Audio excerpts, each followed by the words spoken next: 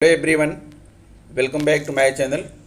दोस्तों, आज मैं आपके लिए एक बहुत ही वंडरफुल वीडियो लेकर आया हूं। अगर आप इस वीडियो को पूरा देख लेते हैं तो आपका मन खुश हो जाएगा। दोस्तों, बताना चाहूँगा, आयुर्वेद के अनुसार हमारे शरीर में 3 प्रकार के दोष होते हैं, जिन्हें कहते हैं वात, पित्त और कफ। दोस्तों, इन तीनों में अगर संतुलन नहीं होता है तो हम बहुत सारी बीमारियों से ग्रसित हो जाते हैं। जब भी ये असंतुलित होते हैं तो हम बीमारियों के शिकार होते हैं। वात, पित्त और कफ बिगड़ने से बहुत सारी बीमारियां आती हैं। आपको बताना चाहूँगा कि अगर आपका कफ असंतुलित है तो आपको 28 तरह की बीमारियां हो सकती हैं। पित्त अगर आपका गड़बड़ है तो आपको 40 तरह की बीमारियां हो सकती हैं, और वात अगर आपका गड़बड़ है तो आपको 80 तरह की बीमारियां हो सकती हैं। तो दोस्तों, हमें ये देखना है कि इनसे कौन कौन सी बीमारियां होती हैं तथा उन बीमारियों से हम कैसे बचें, यानी अपने शरीर में वात, पित्त और कफ में संतुलन कैसे बनाएं। अगर आप मेरे चैनल पर नए हैं तो चैनल को सब्सक्राइब कर लीजिएगा और बगल में जो बेल आइकन बना हुआ है उसे भी प्रेस कर दीजिएगा। तो आइए दोस्तों, हम आपको बताते हैं कि वात, पित्त और कफ त्रिदोष क्या है और इनमें हम कैसे संतुलन बनाएं ताकि हम बीमारियों से ग्रसित ना हो। तो आप देख रहे हैं यहाँ पर दोस्तों, वात, पित्त और कफ तीनों ही आपको मैंने यहाँ पर चित्र में दिखाया है। कफ दोष क्या है दोस्तों? कफ दोष को जैविक जल कहा जा सकता है। यह दोष पृथ्वी और जल, इन 2 महाभूतों द्वारा उत्पन्न होता है। पृथ्वी तत्व किसी भी पदार्थ की संरचना के लिए आवश्यक है, यानी शरीर का आकार और संरचना कफ दोष पर आधारित है। यह रोग प्रतिरोधक शक्ति देने वाला तथा ऊतकीय व कोशिकीय प्रक्रियाओं को स्वस्थ रखने वाला तत्व है। यह शरीर की स्निग्धता, जोड़ों की मजबूती, शारीरिक ताकत और स्थिरता को बनाए रखता है। कफ संबंधी रोग जीवन के शुरुआती वर्षों में यानी किशोरावस्था में अधिक तीव्र होते हैं, क्योंकि जीवन के इस काल में कफ दोष प्राकृतिक रूप से प्रबल होता है। दोस्तों, बताना चाहूँगा कि वात, पित्त और कफ हमारे शरीर का नेचर तय करते हैं। हम जिस अंदरूनी एनर्जी की बात करते हैं तो वह यह तीनों हैं, वात, पित्त और कफ, हमारे शरीर को स्पीड देने का काम करते हैं। इसलिए इसका संतुलन रहना बहुत ही ज़रूरी है। अगर जरा भी इनका संतुलन बिगड़ा तो कई खतरनाक रोगों के आप शिकार हो सकते हैं। वात, पित्त और कफ को त्रिदोष कहते हैं। इनके असंतुलन होने से क्रोनिक डिसीज की समस्याएं हो जाती हैं। आयुर्वेद के अनुसार कफ दोष में 28, पित्त रोग में 40 और वात दोष में 80 प्रकार के रोग होते हैं।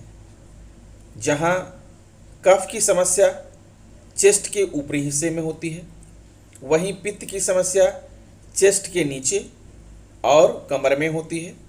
इसके अलावा वात की समस्या कमर के नीचे हिस्से और हाथों में होती है। इस त्रिदोष की समस्या को योगासन, प्राणायाम और घरेलू उपायों से ठीक किया जा सकता है।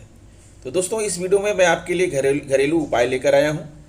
योगासन और प्राणायाम मैं आपको दूसरी वीडियो में बताऊँगा। तो आइए दोस्तों, देख लेते हैं कि इससे क्या रोग होता है। पहले तो आप देखिए पित्त रोग।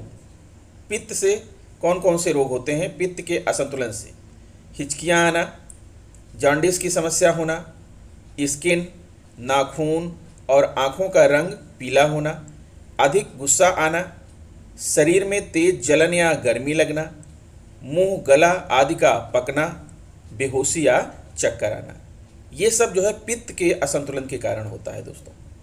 और फिर बात करते हैं हम कफ, यानी जो कफ के असंतुलन से कौन कौन से रोग होते हैं। तो कफ के असंतुलन से होता है मोटापा, थायराइड का होना, सर्दी, खांसी, जुखाम, आँखों में मोतियाबिंद होना, कम सुनाई देना, आँखों का लाल होना और डार्क सर्किल होना। ये सब होता है कफ के असंतुलन से। और जो तीसरा है दोस्तों, तीसरा वात है। वात के असंतुलन से होने वाले रोग हैं हड्डियों में ढीलापन, हड्डियों का खिसकना या टूटना, कब्ज की समस्या, मुंह का स्वाद कड़वा होना, अंगों का ठंडा और सुन्न होना, शरीर में अधिक रूखापन होना, सुई के चुभने जैसा दर्द, हाथों और पैरों की अंगुलियों में अचानक दर्द, शरीर में अकड़न, ये सभी जो है रोग वात दोष के कारण होते हैं, वात में असंतुलन के कारण होते हैं। तो अब क्वेश्चन ये है दोस्तों को, हम अगर इनमें से हमारे शरीर में कोई भी चीज़ असंतुलित है तो हम उसे सही कैसे करें। तो पहले तो दोस्तों आप ये जान लीजिए कि अगर आप इन तीनों दोषों में किसी भी दोष से पीड़ित हैं तो आपको ये कार्य नहीं करना चाहिए, ये चीज़ें आपको नहीं खानी चाहिए। त्रिदोष से ग्रसित लोगों को नहीं खानी चाहिए। ऐसी चीज़ें वात, पित्त और कफ तीनों रोगों में अलग अलग ऐसी चीज़ें हैं जिनका सेवन करने से हमें बचना चाहिए। आप जानते हैं दोस्तों कि भोजन ही हमारी दवा है और भोजन ही हमें जो है बीमार कर सकता है। तो इसलिए हमें इन तीनों में संतुलन बनाए रखने के लिए ऐसे भोजन करना है, ऐसी चीज़ें करना है कि जो इनमें संतुलन ला सके। तो अगर आप कफ रोग से पीड़ित हैं तो इस प्रवृत्ति वाले लोगों को चिकनी यानी घी, बटर आदि के अलावा खट्टी और ठंडी चीज़ें खाने से बचना चाहिए। और अगर आप वात रोग से पीड़ित हैं तो इस प्रवृत्ति के लोगों को खट्टी चीज़ों के अलावा ठंडी चीज़ें और भिंडी, आलू, मटर, फूल गोभी, नींबू आदि का सेवन नहीं करना चाहिए। और अगर आप पित्त रोग से पीड़ित हैं तो इस प्रवृत्ति वाले लोगों को ज़्यादा गर्म चीज़ें नहीं खानी चाहिए, इसके अलावा ऑयली चीज़ें नहीं खानी चाहिए। अब दोस्तों तीनों प्रकार के जो रोग हैं मैंने ऊपर ही आपको बता दिया कि अगर आपको चेस्ट के ऊपर अगर आपको कोई परेशानी है तो कौन सा दोष है, चेस्ट के नीचे और कमर तक कोई परेशानी है तो कौन सा दोष है, कमर के नीचे और हाथों में कोई परेशानी है तो आपको कौन सा दोष है। तो आप समझ सकते हैं कि आपके शरीर में किस प्रकार के जो है त्रिदोष का जो तीनों त्रिदोष हैं इसमें किसका संतुलन ठीक नहीं है। त्रिदोष रोगों से निजात पाने के कुछ घरेलू उपाय। पहले तो दोस्तों वात रोगों के लिए घरेलू उपाय समझ लीजिए। अगर आप वात रोग से पीड़ित हैं तो इसके लिए है हरसिंगार, पारिजात, निर्गुंडी और एलोवेरा का जूस पीने से लाभ मिलेगा। हल्दी, मेथी और सौंठ का पाउडर बनाकर पिएं। लहसुन वात नाशक होता है, रोजाना खाली पेट 1-2 कली खाएं। लौकी का जूस पिएं। पीड़ांतक, अश्वसीला और चंद्रप्रभा खाएं। नाशपाती का सेवन करने से पेट की सभी समस्याओं से निजात मिलेगी। वात से ग्रसित लोग रात को दही और छाछ ना खाएं, दोपहर में दही खा सकते हैं।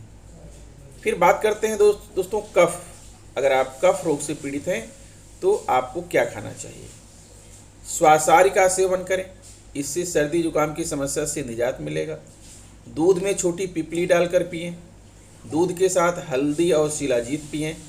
त्रिकुटा का चूर्ण का सेवन कारगर साबित हो सकता है कफ रोग के लिए। और दोस्तों अगर आपको पित्त की समस्या है तो पित्त में जो है एसिडिटी की समस्या है तो लहसुन को छोटे छोटे टुकड़ों में करके घी से फ्राई करके इसका सेवन करें।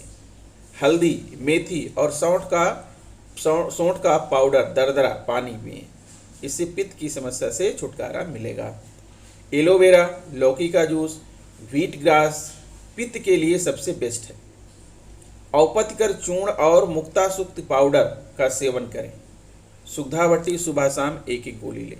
दोस्तों इसमें बहुत सारी चीज़ें ऐसी हैं जो आपको समझ में नहीं आ रही होंगी कि ये क्या होता है, तो आप उसे नेट पर सर्च करेंगे तो आपको मिल जाएगा और आप इसे ऑनलाइन ऑर्डर करके मंगा भी सकते हैं। तो ये रहा दोस्तों रोगों का प्रमुख कारण। वात, पित्त और कफ त्रिदोष क्या हैं, उनसे कौन सी बीमारियां होती हैं और उनका घरेलू इलाज कैसे कर सकते हैं। इसके अतिरिक्त दोस्तों योगासन और प्राणायाम भी ऐसी चीज़ें हैं जो आप तीनों में अलग अलग आसन कर सकते हैं। उसके लिए मैं आपको अलग से वीडियो बना दूंगा। आप कमेंट में लिखिएगा क्या आप उस वीडियो को देखना चाहते हैं। योगासन और प्राणायाम, कफ में कौन सा योगासन करेंगे, वात में कौन सा करेंगे, पित्त में कौन सा करेंगे, तो ये सारी बातें मैं आपको नेक्स्ट वीडियो में बताने वाला हूँ। लेकिन आपको अगर इसकी ज़रूरत है तो कमेंट बॉक्स में आप ज़रूर लिखिएगा। और अगर आपको वीडियो अच्छा लगा है दोस्तों तो प्लीज़ मेरे चैनल को सब्सक्राइब कर लीजिए, बेल आइकन को प्रेस कर दीजिए और आप स्वस्थ रहिए, अपने घर में रहिए, सुरक्षित रहिए। ईश्वर से मेरी शुभकामना है कि कभी किसी को किसी प्रकार की कोई भी बीमारी ना हो। तो मिलता हूँ आपसे नेक्स्ट वीडियो में। नमस्कार।